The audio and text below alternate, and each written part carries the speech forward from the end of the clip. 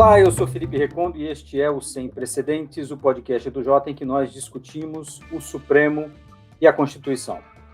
No episódio de hoje, no prazo de 10 dias, o ministro Alexandre de Moraes incluiu Bolsonaro no inquérito das fake news, determinou que o presidente fosse investigado por vazar dados sigilosos de uma investigação da Polícia Federal, pediu ao Tribunal Superior Eleitoral que investigue campanha eleitoral antecipada em razão de uma live do presidente da República e determinou, na sexta-feira, a prisão de um dos representantes mais estridentes do bolsonarismo hoje, o ex-deputado Roberto Jefferson. Todas essas decisões têm um quê de resposta aos ataques que foram feitos ao Supremo, e especialmente ao Tribunal Superior Eleitoral nas últimas 2 semanas, tendo como razão central as urnas eletrônicas e as desconfianças que Bolsonaro levantava contra elas, sem apresentar provas de fraudes nas eleições.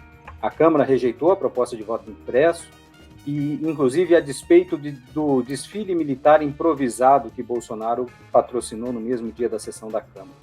E agora, Alexandre de Moraes, apoiado pelos ministros do TSE e do Supremo, cobra a conta de quem atacou o tribunal e tentou descredenciar as urnas. Mas todos esses acontecimentos sempre ressuscitam a pergunta: é normal que Alexandre de Moraes atue como juiz, investigador e acusador, e também vítima desses ataques? Essa heterodoxia seria aceitável diante de tudo o que o presidente da República faz? E seria justo cobrar parcimônia apenas do Supremo quando a Câmara e a PGR são acusados de fechar os olhos para os ataques feitos por Bolsonaro? A subida de tom de Alexandre de Moraes não surpreende e essas decisões se multiplicarão até as eleições de 2022. Eleições, por sinal, que ele, Alexandre de Moraes, irá presidir quando assumir o comando do TSE em agosto do ano que vem. Para falar de Alexandre de Moraes e algumas dessas decisões, nosso time completo de Sem Precedentes: Juliana Cesário Alvim, da UFMG, Diego Werneck, do INSPER, Tomás Pereira, da FGV Direito Rio, e o convidado especial, Rogério Bastos Arantes, professor de Ciência Política da USP. Rogério, eu começo por vocês com essas provocações. Essas decisões do ministro Alexandre de Moraes nesses últimos 10 dias elevaram, e muito, o ritmo do inquérito das fake news e todas as outras investigações que são feitas e que podem atingir Bolsonaro e seus apoiadores. E aí surgem as reações de parlamentares e também de integrantes do governo. Como que se explica, do ponto de vista jurídico e da própria política, a atuação de Alexandre de Moraes? É normal? Que avaliação que você faz sobre esse fenômeno Alexandre de Moraes? Felipe, obrigado pelo convite para participar do programa, na companhia do Tomás, do Diego, da Juliana. É um prazer estar com vocês. Olha, vamos colocar a decisão de hoje e dos últimos dias numa perspectiva de mais longo prazo. Se a gente considerar que em 2019 o presidente, no seu primeiro ano de mandato, já iniciou uma campanha forte, que a gente pode descrever como, que tem sido descrita como movimentos antidemocráticos, mas que, de certo modo, visam corroer as instituições democráticas, e depois, em 2020, ele mesmo patrocinou um recuo. Em grande medida, esse recuo se deu por justamente a capacidade de resposta que o sistema político deu a essa iniciativa do presidente, especialmente o Supremo Tribunal Federal, e na condução dos inquéritos, tanto das fake news quanto das manifestações antidemocráticas conduzidas pelo ministro Alexandre de Moraes. Então, essa batalha ela vem de mais tempo. Se agravou agora, mais recentemente, a meu juízo, porque nós estamos caminhando rapidamente para as eleições de 2022, e me parece que o ministro Alexandre de Moraes, secundado por outros e com apoios que talvez sejam mais difíceis de localizar publicamente, tem agido realmente para promover o que a gente poderia chamar de uma profilaxia do processo eleitoral, rumo a 2022. Então, é importante lembrar que, na abertura dos trabalhos do TSE, o ministro Barroso, antes mesmo da PEC do voto impresso ganhar fôlego no Congresso, ele fez um discurso de abertura do semestre muito duro, já sinalizando que essa profilaxia seria colocada em curso, desde já, não é? E com a o agendamento da votação da PEC do voto impresso no Congresso e a mobilização que isso gerou na sociedade brasileira, com mais críticas do presidente ao sistema, com mais críticas do presidente ao TSE e, sobretudo, dos seus apoiadores, dentre eles, o que foi preso hoje, que, em geral, fala de modo excessivamente eloquente, para dizer o mínimo, contra as instituições estabelecidas. Então, eu diria que a decisão de hoje tem a ver com esse acúmulo do passado, em torno dos inquéritos que o ministro veio presidindo, renovado agora recentemente na forma do inquérito das milícias digitais, e que no despacho dele de hoje endereça claramente o ex-deputado Roberto Jefferson como liderança do núcleo político da organização, suposta organização que vem solapar as bases de funcionamento do regime democrático. Então, prendê-lo nesse contexto significa, de certo modo, consolidar um acúmulo de investigações e sinalizar para o que vem pela frente, ou seja, o que vem pela frente é uma profilaxia mesmo forte que o TSE, agora mais conectado com o STF, vão levar adiante, a meu juízo, rumo a 2022, sob a liderança principal do ministro Alexandre de Moraes, que lá na frente será o presidente do TSE, na hora que a eleição realmente estiver acontecendo a partir aí de agosto de 2022. Então, mais detalhes sobre isso a gente explora na conversa. Legal. O Rogério sabe que tem duas dessas decisões, antes de chamar a Juliana, que chamam atenção exatamente sobre 2022. Nessa decisão que determinou a prisão do Roberto Jefferson, o ministro Alexandre de Moraes determina a retirada do perfil dele das redes sociais. E na representação que foi feita contra o presidente, ou melhor dizendo, a investigação do presidente Bolsonaro por vazamento de dados sigilosos dessa investigação da PF, também determina a retirada do conteúdo do Twitter, Instagram, Facebook, etc. Tudo leva a crer, e a gente falou isso na nossa conversa anterior, na semana passada, que a gente vai assistir em 2022 uma atuação bastante severa, capitaneada por Alexandre de Moraes também, junto às redes sociais, para tirar essas pessoas do ar. É essa profilaxia que você comentou. Juliana, queria chamar você para a nossa conversa. Você, como é que interpreta isso? E você, a gente estava lembrando isso há pouco, desde muito já fala do ministro Alexandre de Moraes como uma liderança que estava despontando no Supremo. Olá, Recondo, Diego, Tomás, Rogério, uma alegria muito grande ter você aqui de novo com a gente. Eu vou pegar o gancho com relação a essa centralidade do ministro Alexandre de Moraes, né, que me parece que tem muito a ver com a capacidade dele de interagir com a arena política, ou pelo menos usar um tempo, que é um tempo que me parece que seja muito mais um tempo da política do que um tempo do judiciário, no sentido de que não tem exatamente previsibilidade, né, nas ações que vão sendo tomadas. É claro que esse inquérito ele é super heterodoxo, mas é interessante, acho que isso coloca ele numa posição privilegiada, que é difícil antecipar o movimento que vai vir dele, né? Essa última semana a gente se surpreendeu com uma série de avanços em diversas frentes, né? E eu acho que faz parte da maneira como ele tem procedido, e acho que vai proceder até as eleições, esse elemento surpresa, né? As cartas não estão todas na mesa, e acho que ele se beneficia disso para poder reagir às contingências políticas. Então, vai adaptando a sua atuação conforme o cenário político vai se desenrolando. E acho que isso é uma grande habilidade que coloca ele, né, como uma peça central do Supremo, talvez comparável, né, nessa interação ou nesse conhecimento dessa lógica com o ministro Gilmar Mendes, mas é algo também que, do ponto de vista jurídico, pode ser questionável, porque se exige ou se espera de processos judiciais em regra e da conduta de magistrados uma maior previsibilidade, né? Ou pelo menos é isso que estamos acostumados a um processo que a gente sabe como, em alguma medida, vai ser desenrolado. Acho que não é o que acontece aqui nesse caso.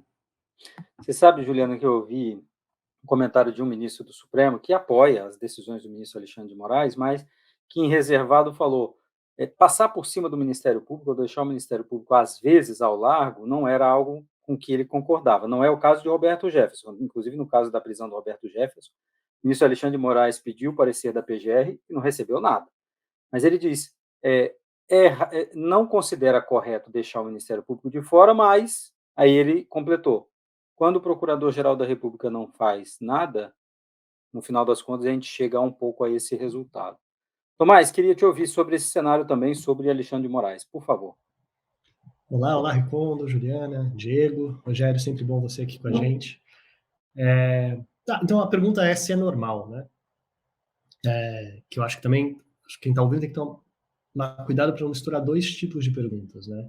Um é normal, o outro deveria ser normal. Né? O é normal, a gente está comparando com como as coisas normalmente são, né? Independentemente da nossa crítica sobre como elas deveriam ser. E acho que isso é particularmente importante para quando a gente chegar no tema da prisão. Eu estou falando isso porque eu acho que para responder se é normal, eu quebraria em 3 questões. Um essa forma é normal? Né? Você já começou destacando isso, né? Responder esse inquérito, que é um inquérito heterodoxo, baseado numa interpretação expansiva do regimento do Supremo, uma literalidade meio, né, que na verdade não é exatamente aquilo que está lá, e ao mesmo tempo uma certa ideia ampla de que as instituições têm que ser capazes de se defender a si mesmas. Né? E não é normal. Esse inquérito do Supremo é estranho que ele seja no Supremo, a gente já falou disso antes, né? Qual que é o foro que justifica isso estar no Supremo, né? Porque às vezes isso envolve autoridades que têm foro, talvez nesse inquérito agora, que é o inquérito das redes, né, está sendo investigada uma organização criminosa que estaria envolvida, né, numa rede de divulgação de ataques e de propagação de fake news, de ataques nas redes sociais. Acho que a justificativa é que nessa rede existiria, sim, talvez integrantes que teriam foro, então isso justificaria, mas com frequência, quando a gente fala de questões específicas, às vezes parece por que essa pessoa está sendo investigada pelo Supremo, né, e não por um juiz de primeira instância e tal. E então, é algo heterodoxo, mas é algo que nós já criticamos quando foi aberto, muito antes, inclusive, de ter chegado nesse ponto que tem agora, lá atrás, quando foi o próprio Toffoli, o ministro Toffoli que abriu a presidência e entregou para o ministro Alexandre de Moraes. Acho que ninguém imaginava na época que ia chegar, né, nesse ponto, né?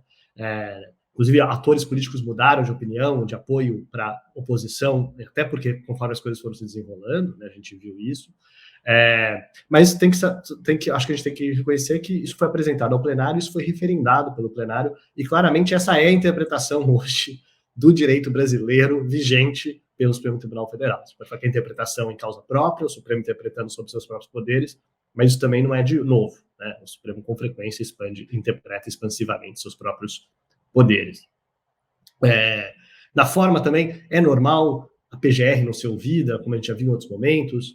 Não, mas também, como a gente falou, também não é normal a gente ter esse PGR. Né? Teve uma quebra de uma normalidade, mas uma normalidade que ia se consolidando, que era o chefe da PGR ser alguém que vinha com o apoio do Ministério Público, né, que vinha de uma lista tríplice, com frequência, nos governos anteriores do PT, o primeiro dessa lista tríplice, mesmo no governo Temer não era o primeiro, mas era alguém dessa lista tríplice, né, e isso, o Bolsonaro quebrou esse protocolo. Ao quebrar esse protocolo, ele talvez tenha conseguido um PGR que tenha mais sintonia com os seus interesses e com com as suas preferências, digamos assim, né, e com as suas visões. E nesse sentido, ele talvez tenha valido a pena nesse sentido, mas a gente já falou aqui, tem um trade-off. Né? Escolher um PGR que é visto como muito próximo ao governo, que é visto como não agindo institucionalmente ou fora dos parâmetros institucionais, também faz com que ele não tenha tanto apoio das próprias instituições e que o próprio Supremo o veja com desconfiança. É isso que a gente tem visto hoje em dia. Então, isso é para dizer que não é normal, mas é uma normalidade em tempos anormais também. Né? No conteúdo, eu acho que eu chamaria atenção quais são os crimes que estão lá. Né? Tem algo de anormal em alguém ser processado pelo tipo de coisa, né, que o Roberto Jefferson disse. Agora eu estou falando especificamente da prisão do Roberto Jefferson. A gente falou de mais de um ato, mas eu estou focando nesse aqui agora. É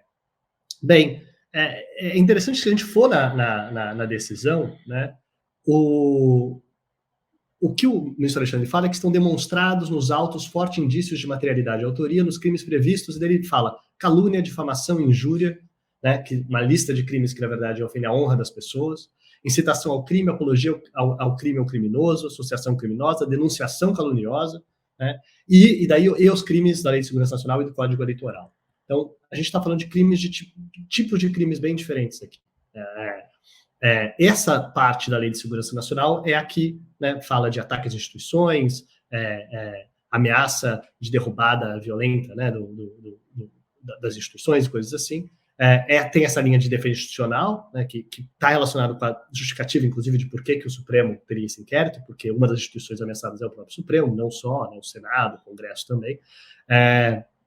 Mas tem uma parte ali que são crimes meio triviais, são crimes meio comuns, calúnia, injúria, difamação, e a gente já falou disso aqui também. São crimes que, quando cometidos dessa maneira, de maneira documentada, nas redes sociais, né,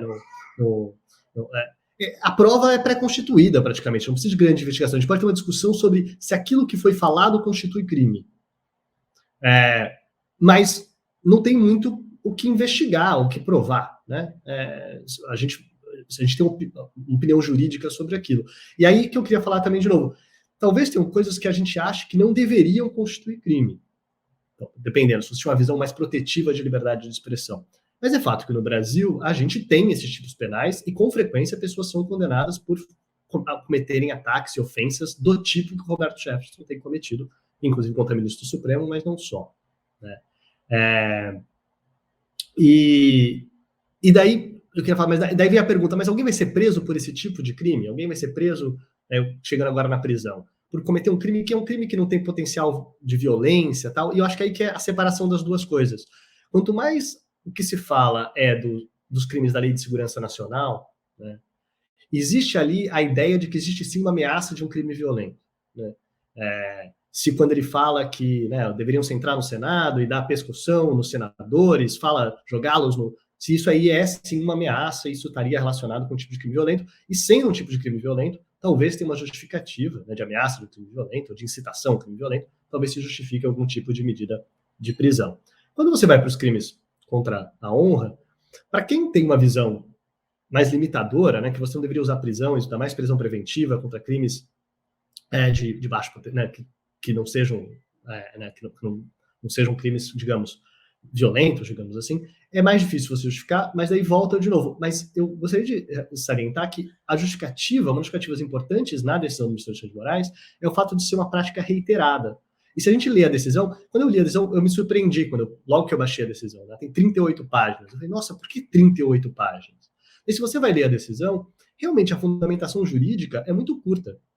Não passa muito tempo justificando a fundamentação jurídica. São os fatos, né? Os crimes são esses e é reiterado. Então a grande fundamentação é demonstrar que é reiterado. Então você tem, na verdade, umas 30 e tantas páginas, que é só, falou isso, falou aquilo, e daí volta ao que eu estava falando antes. A gente pode discordar de algumas dessas falas. Talvez alguém lendo, eu lendo, você não ache que tudo que está ali, e o Alexandre de Moraes colocando em negrito alguns trechos, né? Tudo que está em negrito, digamos assim, talvez eu não concorde que tudo aquilo, cada uma daqueles exemplos, constitui necessariamente um crime contra a honra, um crime contra... Mas alguns deles parecem inequivocamente que estão dentro de tipos que nós consideramos claro, existentes no nosso direito penal.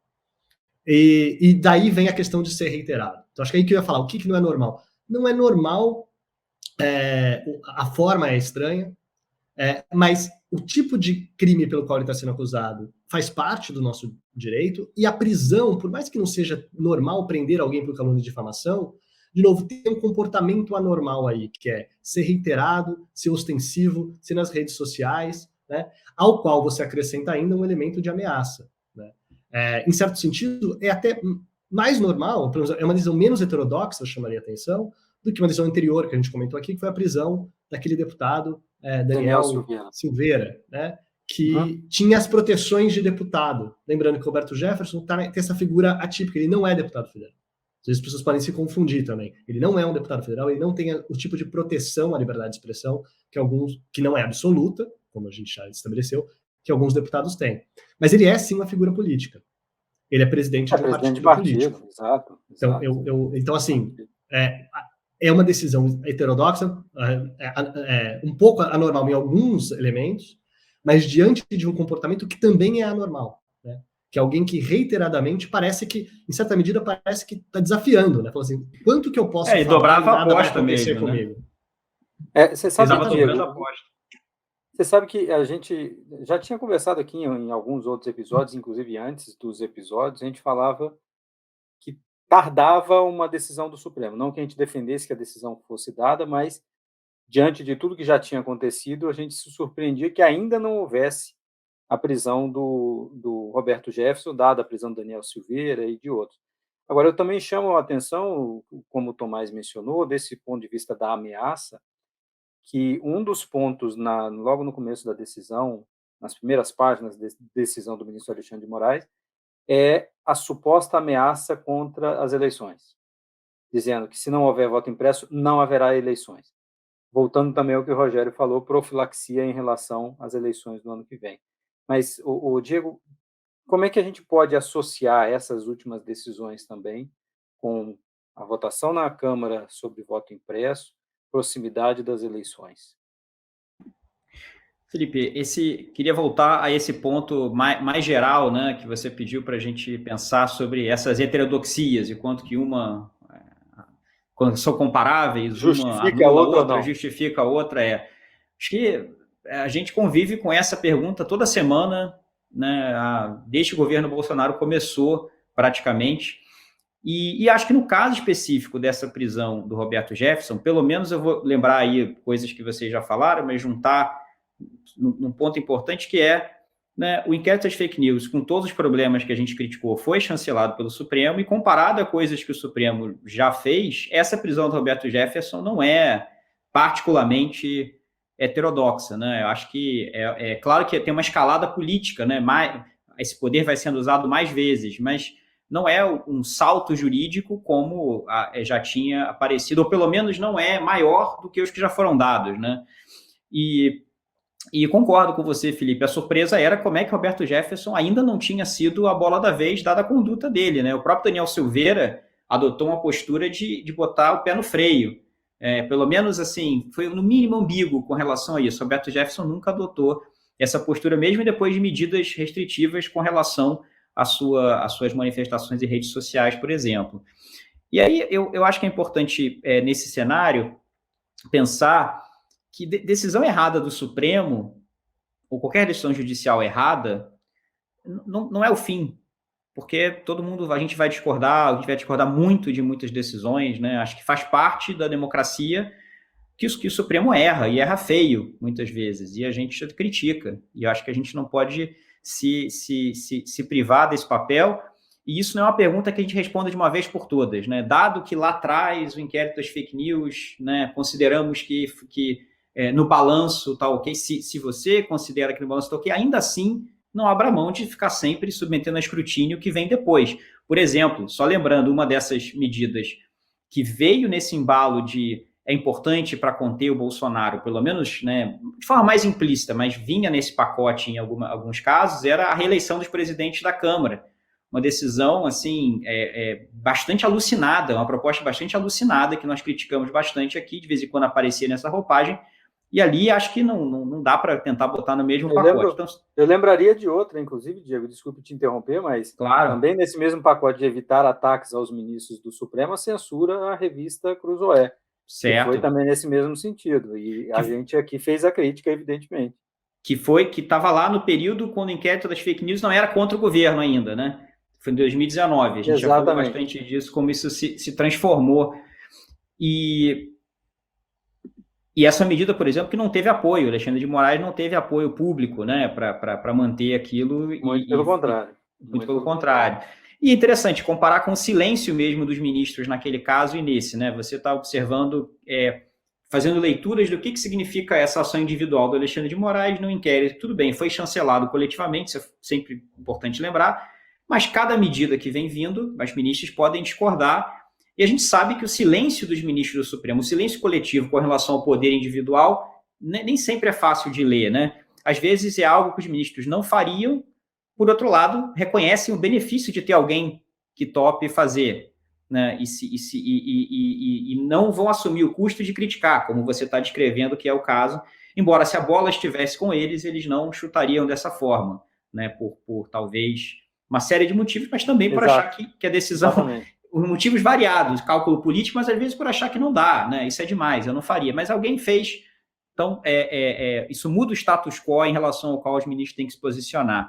E a última observação que eu colocaria sobre esse caso, né, pensando na coisa do voto impresso aqui, bom, eu falei que acho que decisões erradas, democráticas, numa democracia, né, decisões judiciais erradas fazem parte, elas podem ser gravíssimas, elas podem ser muito erradas, mas se a gente leva a sério, deixando de lado um pouco o procedimento dos inquéritos antidemocráticos e as críticas, né, se a gente pensa na substância do que está em jogo, o tipo de conduta que está sendo defendida e que está sendo investigada nesse procedimento, é um tipo de conduta que, ao contrário da decisão judicial errada, não tem dia seguinte, né, para a gente criticar e continuar convivendo.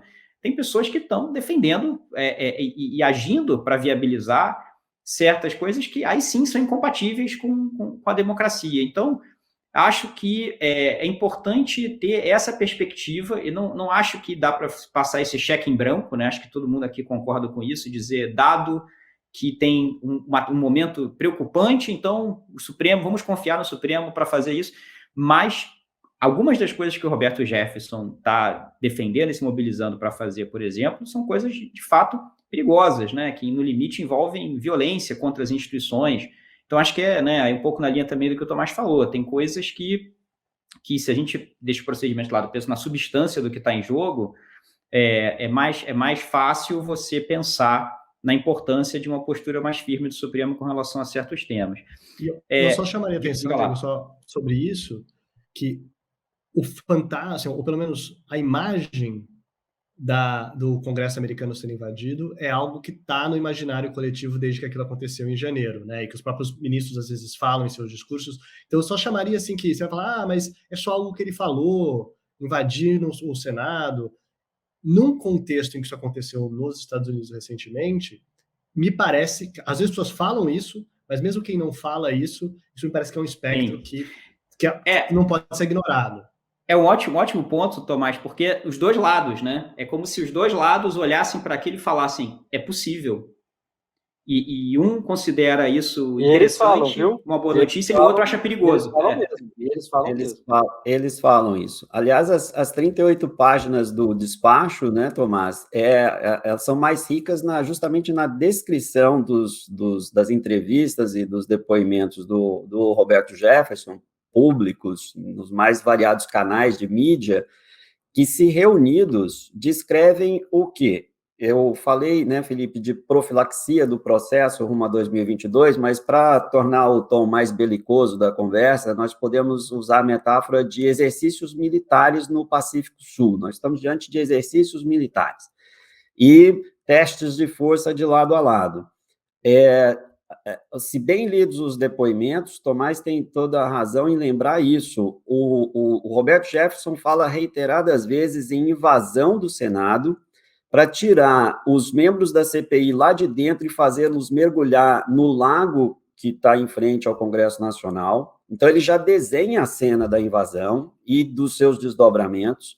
Lembrando que, no caso da Praça dos Três Poderes, o Supremo está bem mais perto do Congresso do que a Suprema Corte Americana do Capitólio, se eu não estou enganado. Então, daria para fazer dois alvos numa tacada só. E tem um outro detalhe importante, que me parece que a decisão de hoje também tenta evitar, Felipe, Diego e Tomás e Juliana. Roberto Jefferson encomenda uma ação grande para o 7 de setembro, nas suas falas. Então, parece que está em curso algo para 7 de setembro, que na agenda deles tinha em vista a defesa do voto impresso. Como a Câmara antecipou essa decisão, pode ser que tenha feito isso até de maneira preventiva, já se preparando, já tentando desmontar essa coisa que estava sendo armada para o 7 de setembro. A Câmara antecipa a votação da PEC para evitar esse episódio, e a decretação da prisão hoje vem em sequência para desmontar isso que me parece estava sendo armado em direção rumo a 7 de setembro. Então, são exercícios militares de grande força que estão sendo produzidos aí no cenário, com vistas a carregar o país até 2022. Essa é a leitura que eu faço da decisão na parte política. A gente estava conversando sobre a parte jurídica. Eu acho que nós temos destacado a heterodoxia desses inquéritos do STF, especialmente sobre a conduta do ministro Alexandre de Moraes, mas não há como deixar de fazer uma leitura política desse instrumento. O ministro Alexandre se tornou célebre por uma imagem desbravando uma plantação de maconha com um facão em punho. Esse é o papel que ele está desempenhando em direção a 2022. Ele está abrindo a picada para o país chegar a 2022, não tenho a menor dúvida disso. E do Supremo para fora, do Supremo para dentro do sistema de justiça, ele enfrenta dificuldades razoáveis. Ele tem que contar com duas forças auxiliares para tocar inquérito policial, né, e processo criminal. Ele tem que contar com o PGR e ele tem que contar com a Polícia Federal. Bom, o PGR nós já avaliamos como tem sido a conduta dele. Especialmente agora, nesses dias, ele tirou sabático, até ter a sua recondução confirmada. Então, não dá para esperar muita atitude, muito menos em 24 horas, que era o pedido do ministro para a manifestação do PGR. É provável que ele permaneça, na maior parte do tempo, em silêncio até o Senado confirmar a sua recondução. E, do ponto de vista da PF, a gente também tem assistido. Parece-me que uma parte está sob controle do Poder Executivo e outra parte está ainda sob controle do ministro Alexandre de Moraes. A petição é feita pela delegada de Polícia Federal, doutora Denise Ribeiro, não é? Designada por ele, Alexandre de Moraes, para participar do inquérito. Porque lá no episódio do Sérgio Moro, ele já conseguiu blindar uma parte da PF e dizer: quando eu defini a equipe para esses inquéritos, ninguém mexe, nem o diretor-geral da Polícia Federal pode mudar a equipe designada pelo ministro Alexandre. Então, ele é o garante do processo eleitoral e democrático até 2022, com essas armas que ele reuniu, com esses facões que ele tem à mão, e me parece, em alguma medida, até alinhado com a pauta do Congresso, que já tirou o voto impresso do caminho, desarmando a mobilização rumo a 7 de setembro e mandando prender o ex-deputado Roberto Jefferson, que era o porta-voz mais eloquente dessa agenda. Lembrando que, nos seus depoimentos também, aí nas suas entrevistas, o Roberto Jefferson chama a corte de uma corte narcotraficante e nomeia os ministros como narcotraficantes. O ministro Alexandre de Moraes, por ilações que ele faz de vínculos com organização criminosa, o ministro Marco Aurélio por ter liberado o André do Rap, o ministro Fachin por impedir as operações nas favelas do Rio de Janeiro, e ele desenha essa corte constitucional como sendo a corte venezuelana que propiciou a ascensão, a Revolução Bolivariana e a ascensão do chavismo na Venezuela. Essa caricatura que ele monta do Supremo. Exato. O Rogério, tem até um agravante, um elemento a mais no que você disse, me permita, que é essas outras pessoas que podem atuar na Polícia Federal sob o comando do presidente da República, e não da presidência da República, vocês entendem a distinção que eu faço, estão sendo investigadas agora por ele, Alexandre de Moraes. Ele determinou a investigação do delegado, o ministro da Justiça já está com uma representação contra ele, e o delegado, o chefe da Polícia Federal, também vai ser ouvido. Então, a mira dele vai para esse pessoal também.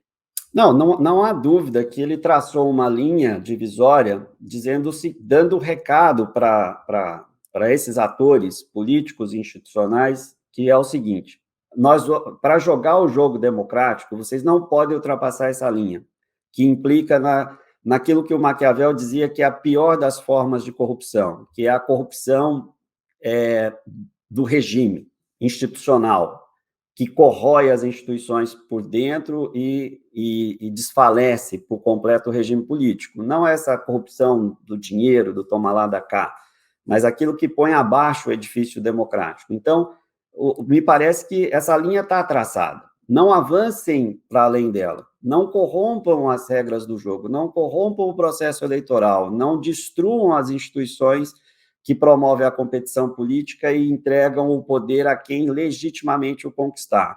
porque daqui não pode passar. Então, nós vamos abrir inquérito contra todos aqueles que flertarem com esquemas de poder, com a construção de esquemas de poder paralelos que corrompam o equilíbrio da competição política democrática rumo a 2022.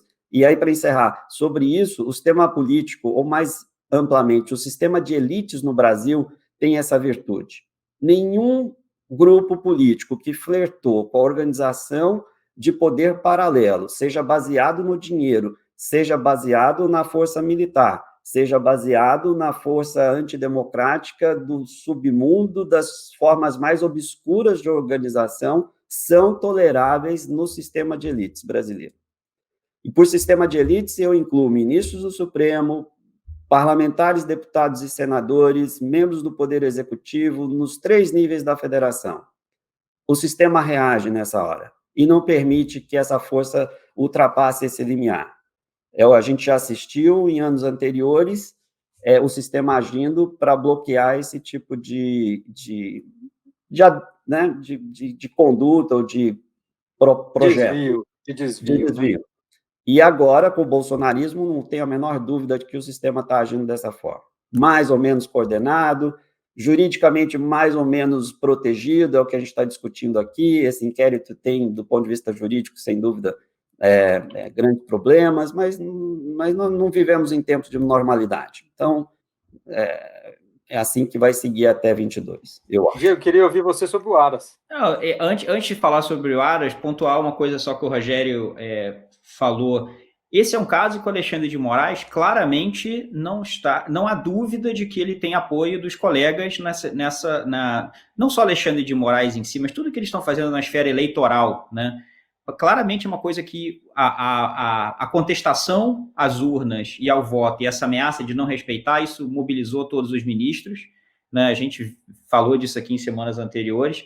Uma das poucas coisas que a gente pode listar que unificam todos, ou quase o Cássio Nunes Marques não deliberadamente, né, se coloca fora dessa lógica, mas até o Toffoli, que era um ministro com mais diálogo aí com o campo bolsonarista, assinou aquela carta repudiando essa reforma e chamando a atenção para os riscos desse discurso.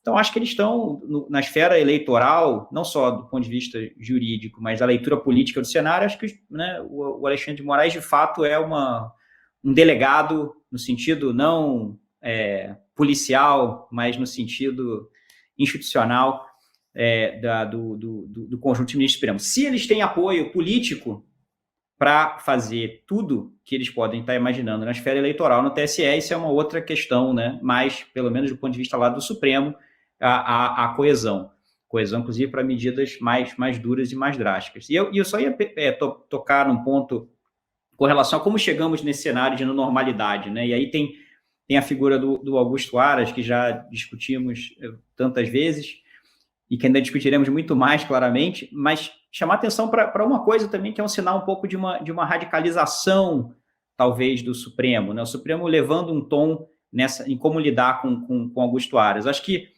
né, o PGR tem 3 opções diante de fatos como esses, assim, né? Ele pode iniciar uma investigação, ele pode, ou uma investigação que já iniciou, fatos que, né, digamos que a fake news já é o cenário, né? Os fatos já estão aí. Ele pode promover a investigação, né? Ele pode concordar com esses pedidos, ele pode, no fim das contas, oferecer a denúncia. Ele pode fazer o contrário, né? Não concordar com os pedidos de diligência, não concordar com as prisões, ele pode, ao fim das contas, não oferecer uma denúncia, e ele pode enrolar, que parte é o que o Aras é acusado de fazer com muitos desses casos, né? Não faz nem que sim, nem que não, espera, ganha tempo. Então, esse sentido de omissão, acho que mudou um pouco o cenário quando a gente imagina que o Supremo já não é que o problema não é mais a omissão do Aras, em alguns casos a resposta negativa do Aras já não está sendo mais aceita, né? Esse inquérito mesmo agora, que gerou uma das conversas pelas quais o Roberto Jefferson, que justificariam a prisão do Roberto Jefferson, segundo a decisão da ministra Alexandre de Moraes, é uma conversa que surge num desses inquéritos novos, né, que vocês mencionaram aqui, que foram abertos quando Augusto Aras pediu o arquivamento dos atos, do inquérito de atos antidemocráticos, né? Então, ali se fechou, mas se abriu um novo inquérito a partir daquilo. Se eu tiver errado, Felipe, você me corrija, mas tenho a impressão de que uma dessas... É isso mesmo. É isso mesmo. Por isso que eu ia falar, não é mera omissão, né? O Aras chegou a pedir o arquivamento. Exato. E o Alexandre arquivou e falou, não, Então é interessante quando a gente falar o Aras... Não, arquivou e desarquivou. Desarquivou por decisão própria. Então, é o seguinte, falar o Aras se omite. Às vezes, né, mais do que se omitir, ele está fazendo... Porque se omitir, politicamente pode ser uma coisa útil, né? Você tenta ganhar tempo, enrola ali com procedimentos, pede mais diligência, mas é juridicamente mais esquisito, né? Em algum momento, alguma coisa você tem que fazer. Né? Juridicamente, você dizer não é ok, a princípio seria a palavra final do PGR, mas é politicamente mais custoso. E mesmo quando o Aras assumiu esse custo político de dizer não, arquiva, né, o Supremo não aceitou, encontrou outra maneira de continuar as investigações. E aí, que o meu último ponto, antes de passar a palavra, acho que aí tem algum espaço também para o Supremo criar alguma coisa. A gente mencionou isso já no programa passado, mas se você tem um PGR que, de fato, se o problema for omissão, não pedir o arquivamento, não oferecer uma denúncia porque considera que não tem elementos, mas diante de certos atores, com inquéritos abertos, se o problema for, né, um PGR que não se decide, nem que sim, nem que não, aí é interessante pensar se não existem outros mecanismos no processo penal brasileiro, como, por exemplo, a ação penal privada. Alguns dos crimes são imputados ao Bolsonaro e vários seus correligionários têm vítimas que poderiam, em alguns casos, mover as ações. Né? Foi o caso, por exemplo, da jornalista Patrícia Campos Melo, em 2019. E fora a hipótese da ação penal subsidiária da pública, quando o procurador responsável, que seria o promotor natural do caso, se omite, não faz nada, não precisa perder de tempo. São possibilidades não testadas ainda no caso da presidência. Mas, considerando o que já aconteceu, não me parecem heterodoxas. Acho que são perguntas jurídicas em aberto que nunca foram testadas pela ação presidente, que eu acho que a gente pode ver isso aparecendo nos próximos meses. Diego, só pontualmente, você lembrou do ministro Cássio Nunes, né, que seria um pouco diferente dos outros nessa relação. Eu só queria chamar a atenção para o fato de que o próprio Roberto Jefferson fala isso. Né, dentre as falas listadas, e em negrito, inclusive, o ministro Alexandre de Moraes, tem um trecho que o Roberto Jefferson dizendo: você faz uma intervenção agora, aposenta 10 ministros do Supremo, menos o Cássio, que está tendo uma posição discreta, correta e que ouve e que o Bolsonaro nomeou. Mas pega aqueles 10 satanases, as 2 bruxas e os 8 satanases, você aposenta. Então, no contexto que a gente está hoje, estou chamando a atenção que o Roberto Jefferson separa e distingue o Cássio como o único digno de elogio.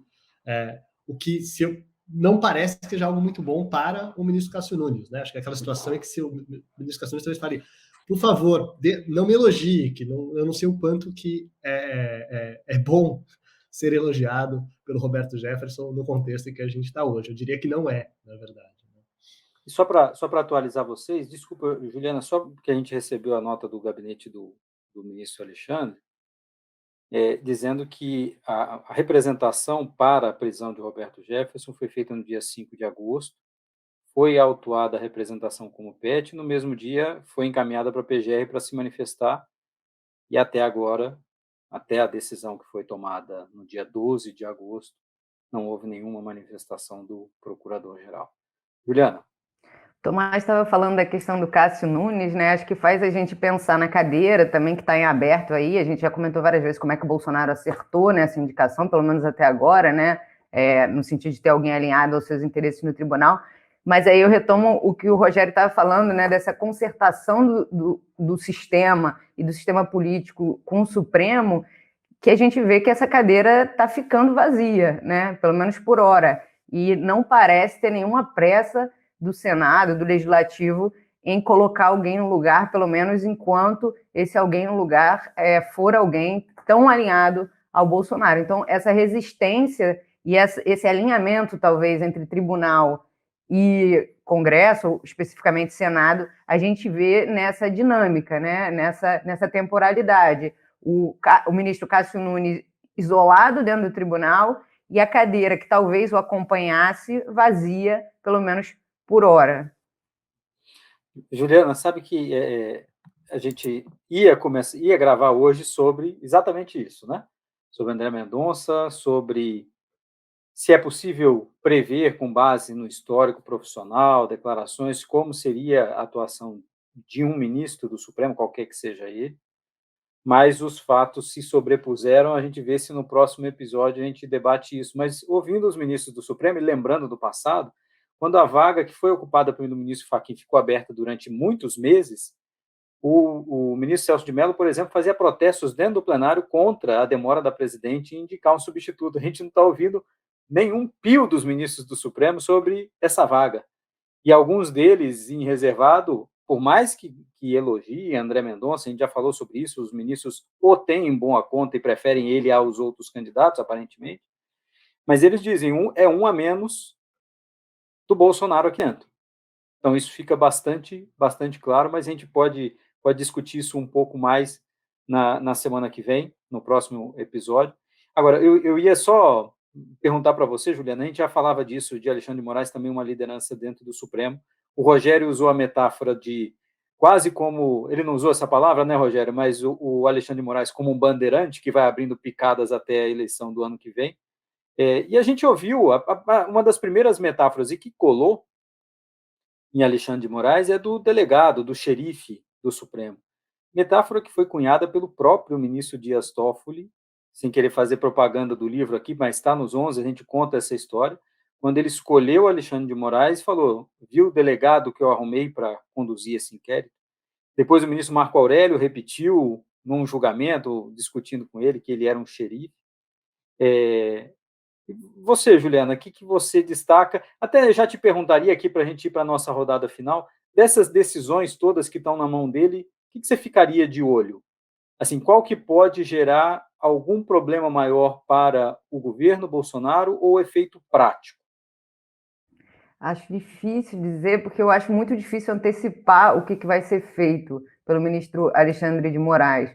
Mas eu acho que essa liderança dele que vai surgindo, como a gente já falou, né, ela vem se construindo já há algum tempo. E acho que um dos elementos que vale a pena destacar de como ele construiu essa liderança foi por meio de decisões embasadas, né? Isso a gente aqui várias vezes discutiu, mesmo em casos que a gente discordava do posicionamento final do ministro Alexandre de Moraes, ele sempre teve a preocupação de fazer votos embasados e que enfrentavam os argumentos e que colocavam as questões e que às vezes contrastavam muito com outros votos de ministros do Supremo. Então, acho que isso é uma coisa que vale a pena destacar, como que ele foi construindo essa legitimidade ao longo do tempo, né? Não só pela sua, digamos assim, firmeza na condução do inquérito especificamente, né? A sua certeza, assim, sem vacilar, mas também em outros casos ele foi construindo essa legitimidade, né? Por meio das suas justificativas, dos seus posicionamentos, acho que nesse sentido, inspirando um certo respeito dentro do tribunal. Rogério, você olhando para o futuro, olhando aí para frente, o que você tem de flecha aí para disparar? Eu comecei o programa retomando 2019, colocando as coisas em perspectiva, né? E agora, olhando para o futuro, eu só preciso começar dizendo que eu não vou assumir a metáfora do bandeirante, porque acho que o ministro Alexandre de Moraes merece, mesmo na versão caricatural do delegado, uma figura mais honrosa do que a do bandeirante, que aqui em São Paulo vem colocando fogo nessas estátuas, não é uma boa comparação. Então, se você me permite, Felipe, eu não vou assumir, tá? Tá bom, tá ótimo.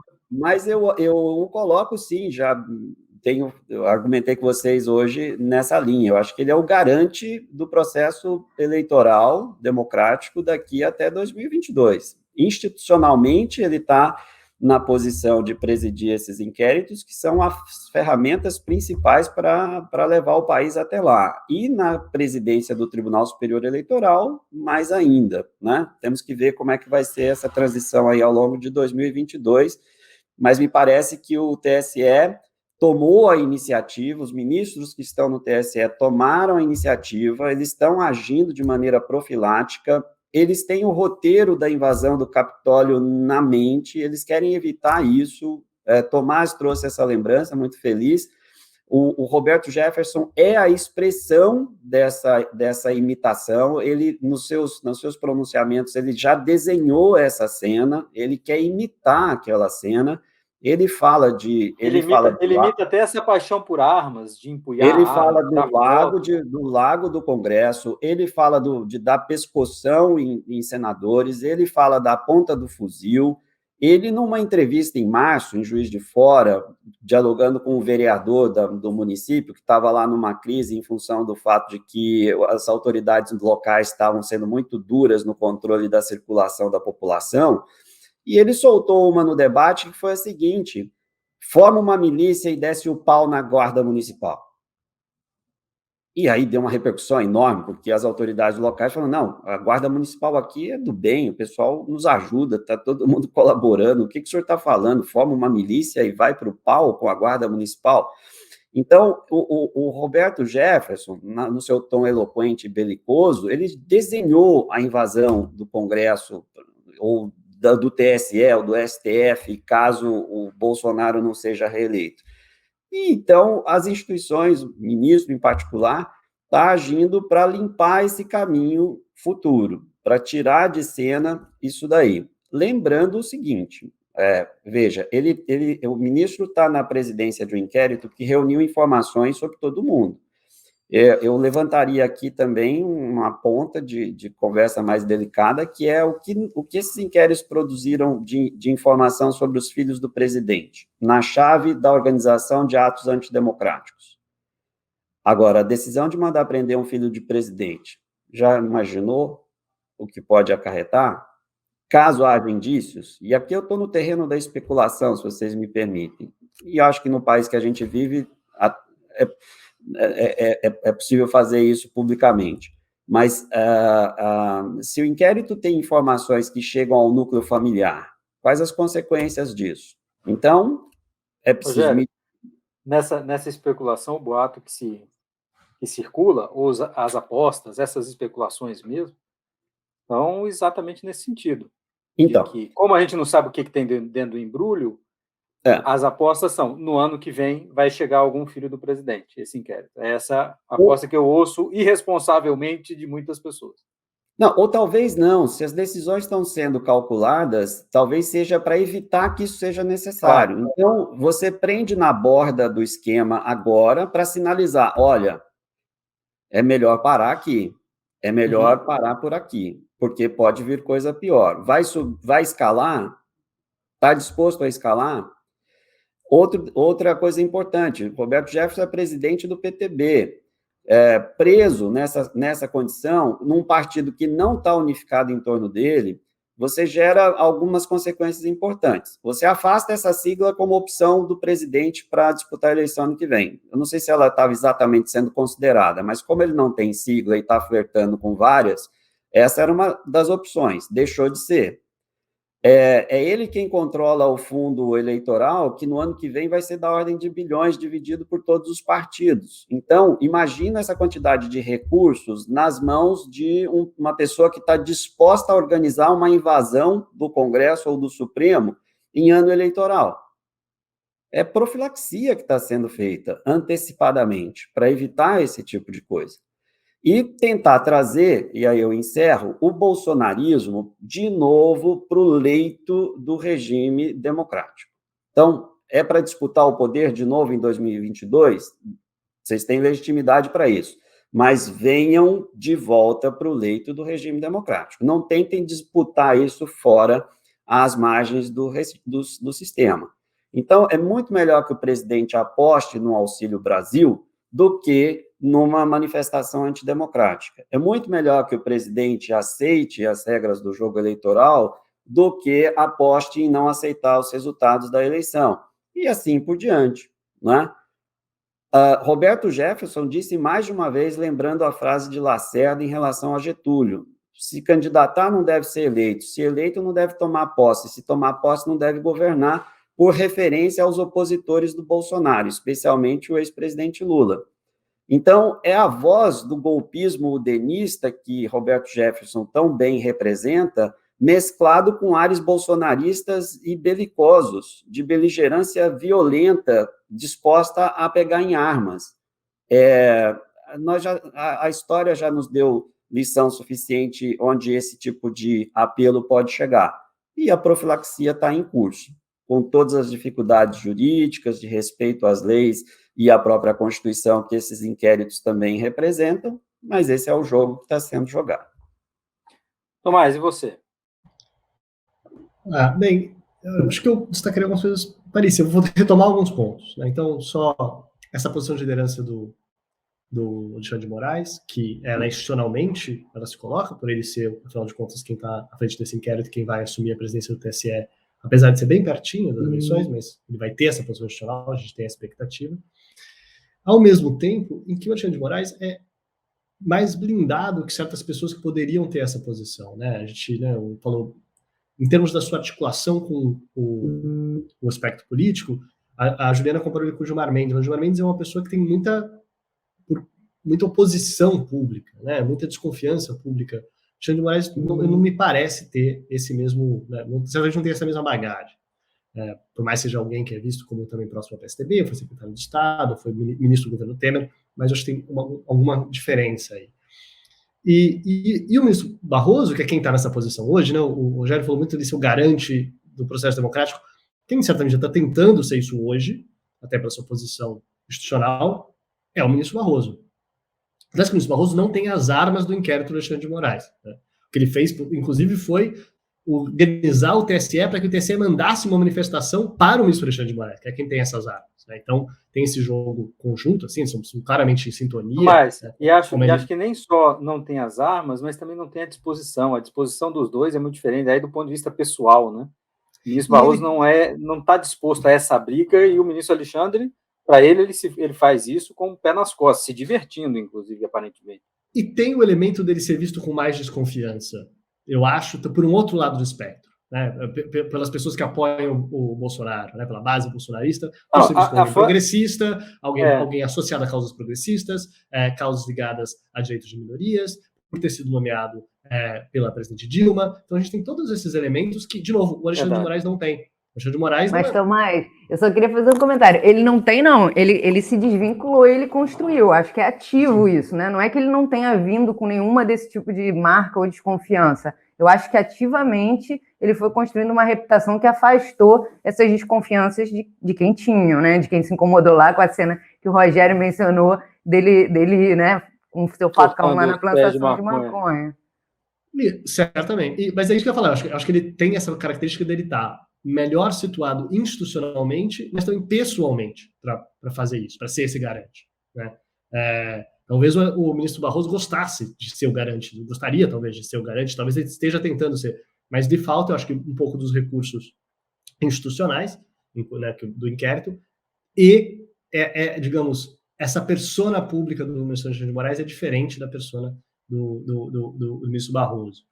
Eu ia tocar no mesmo assunto do fundo, né? Eu vi dados, eu não tenho certeza, mas uma das estimativas que eu vi é que seria de 131 milhões, né? A parte do fundo eleitoral só de 2022 que estaria com o PTB. Né? Então, a gente não pode ignorar que isso não é destacado na decisão do ministro Barroso, mas o Roberto Jefferson não é simplesmente alguém que posta no Twitter como outras pessoas. Ele é um presidente de partido e partidos têm recursos gigantescos, que são recursos, inclusive, que são utilizados para campanhas políticas. Né?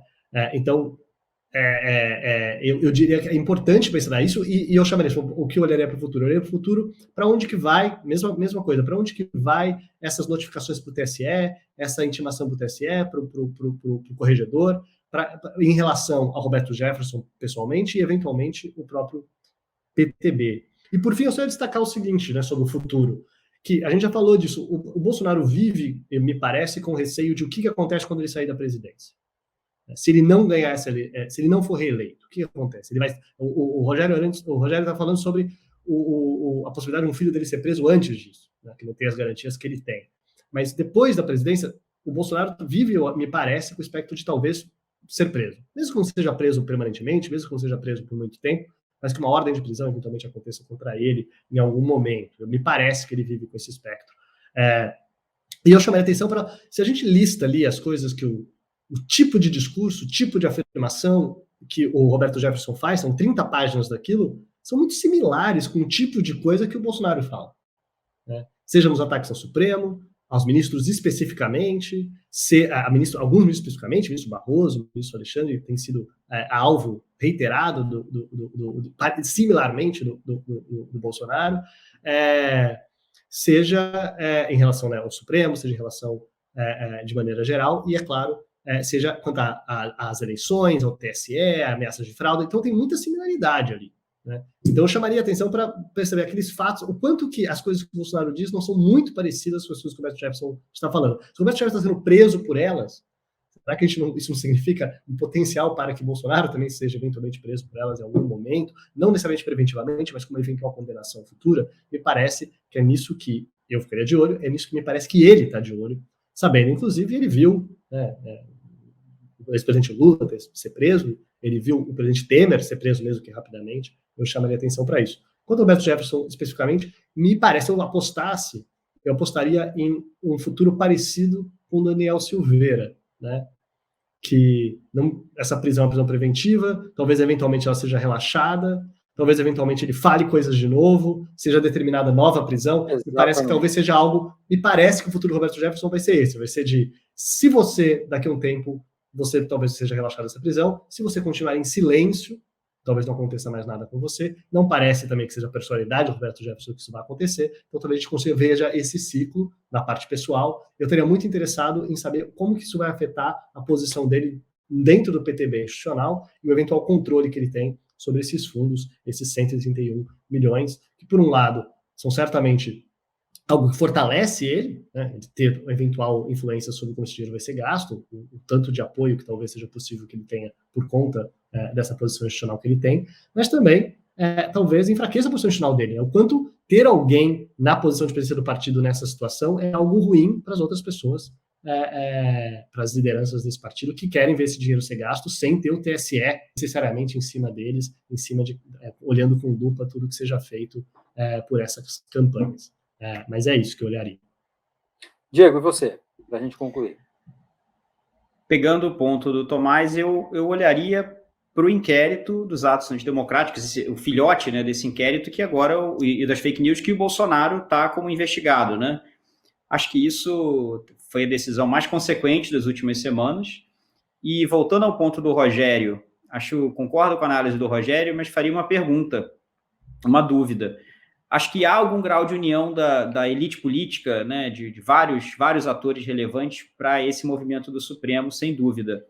Mas, do ponto de vista do Congresso, né, o quanto que a gente pode esperar de apoio ou não?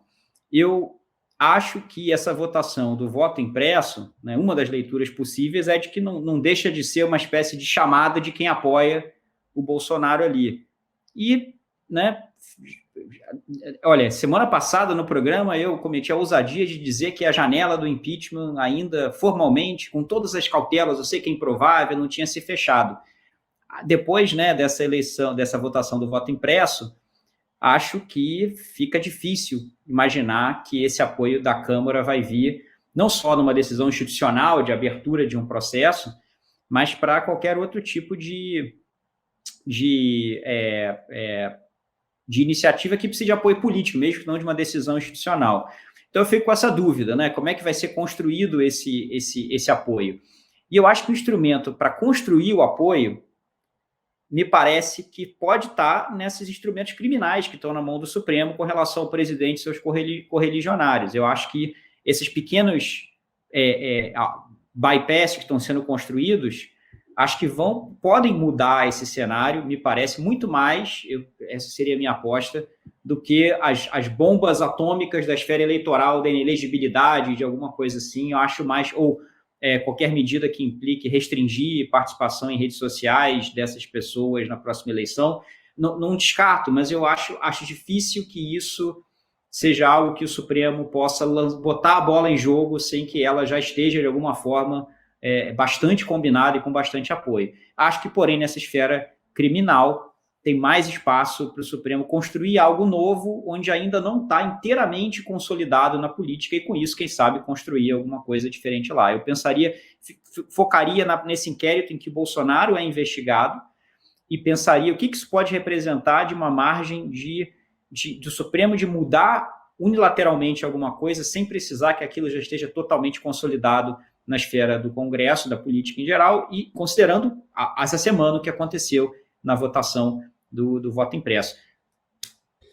Eu entendo o seu ponto, aliás, os seus pontos, acho que você tem razão, mas eu calibraria ligeiramente diferente.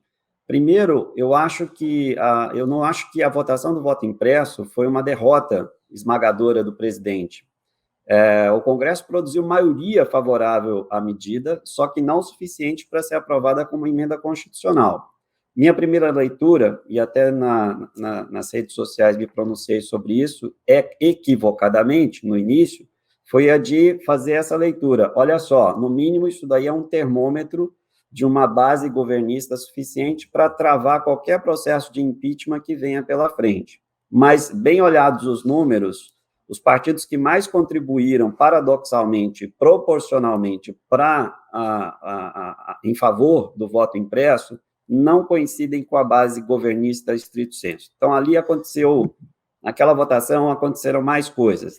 Mas alguns da base ficaram fora também, se abstiveram, tem alguma coisa estranha ali também. Houve divisão em todos os partidos, e então aquela divisão ali não é representativa da base governista versus oposição.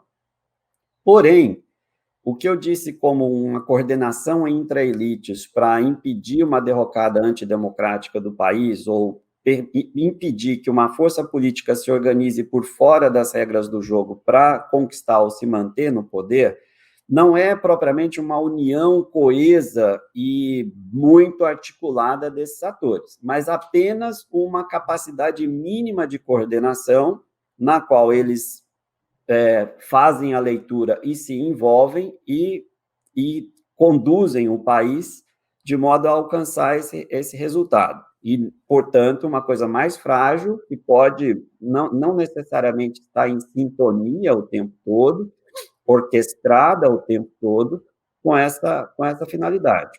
Então, para encerrar, Felipe, minha participação, eu não deixaria de comparar os instrumentos que o Supremo, o TSE e o Congresso têm em mãos hoje para levar o país até 2022, com os instrumentos que o Congresso, o TSE e o STF tinham para conduzir o processo de impeachment da Dilma. Vocês se lembram que o processo começou no Congresso, como crime de responsabilidade e processo político, mas eles mantiveram o procedimento de cassação da chapa Temer-Dilma no TSE durante todo o processo.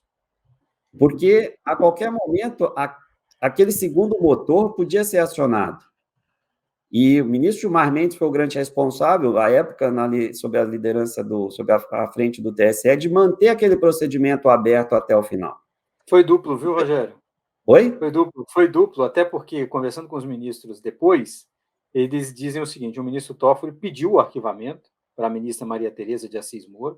Sim. Então, não podemos ter terceiro turno. E depois, ele e o ministro Gilmar, capitanearam essa posição que eles descreveram depois como se fosse a válvula de segurança da panela de pressão.